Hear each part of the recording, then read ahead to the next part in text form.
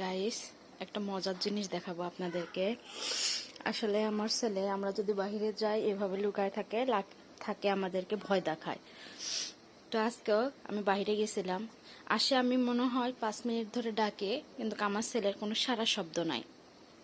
ঠিক আছে, পরে আমি মাথাটা নিচু করে দেখেন আমার ছেলে কিভাবে ঘুমাই গেছে। ও আমার সোনা পাখি রে। আসলে দুপুরবেলা ছেলেটা আমার হঠাৎ করে কেন জানি বমি করছে, বমি করে এভাবে ঘুমাই গেছে। বুঝতে পারলাম না আসলে কি অসুস্থ হয়ে পড়তেছে নাকি। ওই দুপুরবেলা ঘুমাইতে গেলে খুব জোর করে ঘুম পাড়ানো লাগে, সেখানে ওই একা একাই দেখেন কিভাবে ঘুমাই গেছে। কি মিষ্টি লাগতেছে না? আমার কলিজা পাখি ঘুমাই গেছে রে।